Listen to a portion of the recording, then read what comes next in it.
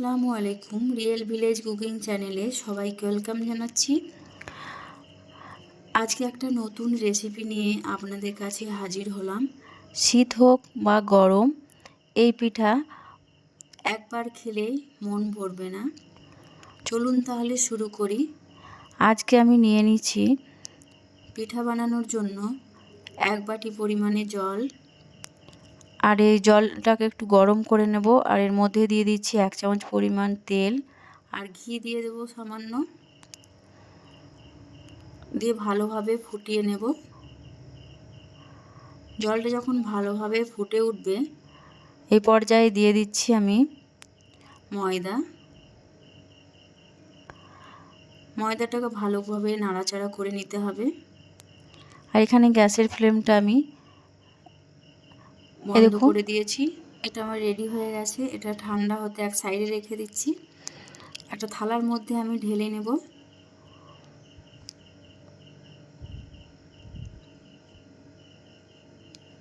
থালার মধ্যে ঢেলে নিয়েছি আর একটা ডিম দিয়ে দিচ্ছি এর মধ্যে। ডিম দিয়ে ভালোভাবে মথে মথে ময়দার সঙ্গে ভালো করে মাখিয়ে নিতে হবে। এটা প্রথমে দেখে মনে হবে যে খুবই পাতলা হয়ে গেছে, তা নয়। যখন খুব ভালোভাবে মাখাবেন, মাখাতে মাখাতে এক পর্যায়ে দেখবেন এটা শক্ত হয়ে আসবে। এই দেখুন, ঠিক এরকম হাতের মধ্যে সামান্য ঘি লাগিয়ে নেব।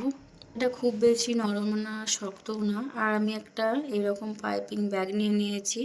হাতের কাছে আপনাদের কাছে যদি পাইপিং ব্যাগ থাকে নিয়ে নেবেন। আমি একটা প্লাস্টিকের মতো নিয়েছি, এটার মধ্যেই নিয়ে নেব। এর ভেতরে আমি দিয়ে দিচ্ছি, দিয়ে ভালো করে পুরোটা ভেতরে দিয়ে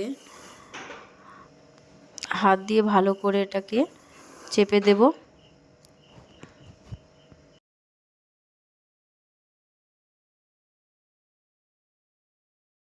হাত দিয়ে ঘুরিয়ে দিয়েছি আর এক কোণাতে আমি কাঁচি দিয়ে কেটে দেবো। এখানটায় করে কাঁচি দিয়ে কেটে দিচ্ছি। খুব বেশি করে কাটবো না, হালকা মতো। দেখুন, এবার প্রতিটা পাকন পিঠাকে বানিয়ে নেব। আমি আজকে বানাচ্ছি দুধ পাকন পিঠা, যেটা খুবই টেস্টি। এইভাবে আমি গোল করে ঘুরিয়ে নিচ্ছি।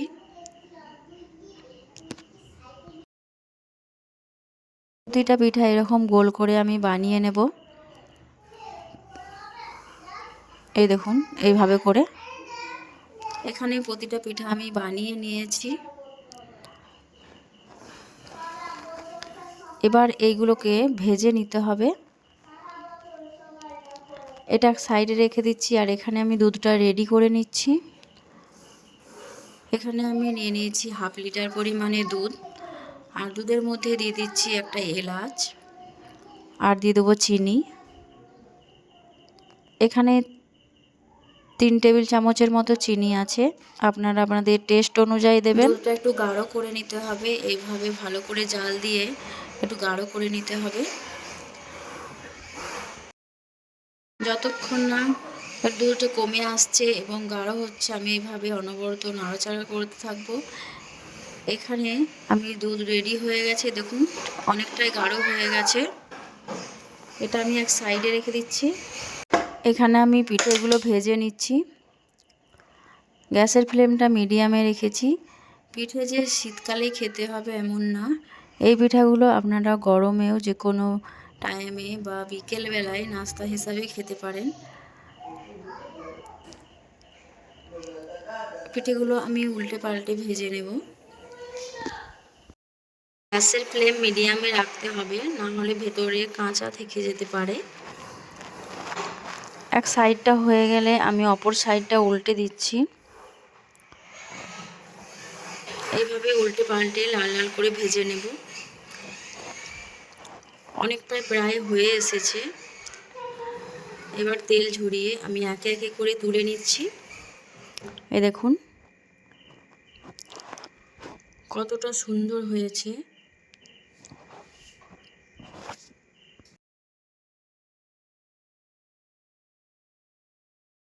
এখানে এখানে আমি একটা পাত্র নিয়ে নিয়েছি আর যে দুধটা গাঢ় করে রেখেছিলাম সেটা এর মধ্যে রেখে দিচ্ছি। দুধটা কুসুম গরম থাকতে হবে। আমি যে পাঁকনগুলো আমি ভেজে রেখেছি পিঠাগুলো সেগুলো এই দুধের মধ্যে দিয়ে দিচ্ছি। 5 থেকে 7 মিনিটের মধ্যেই দেখবেন এগুলো এত নরম হয়ে যায়, এত সফট এবং খেতে খুবই টেস্টি হয়। একবার চামচ দিয়ে একটু নাড়াচাড়া করে দিচ্ছি।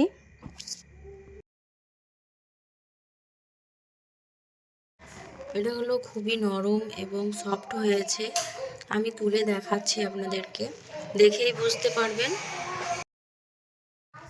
এই দেখুন পিঠাটা আমি দেখাচ্ছি আপনাদেরকে, খুবই নরম হয়েছে। এই দেখুন কতটা নরম আর খেতে খুবই টেস্টি। আপনারা বাড়িতে একবার হলেও বানিয়ে দেখবেন, খেতে খুবই ভালো লাগবে, বাচ্চাদের তো খুবই পছন্দ হবে। আপনারা এইভাবে বানিয়ে রেখে দিতে পারেন, পরের দিনও খাওয়া যাবে। এই দেখুন আমার এই রেসিপি আপনাদের কেমন লাগলো অবশ্যই কমেন্টে জানাবেন। ভালো লাগলে চ্যানেলটা সাবস্ক্রাইব করে পাশে থাকার অনুরোধ রইল। আজকের রেসিপি এখানেই শেষ করছি।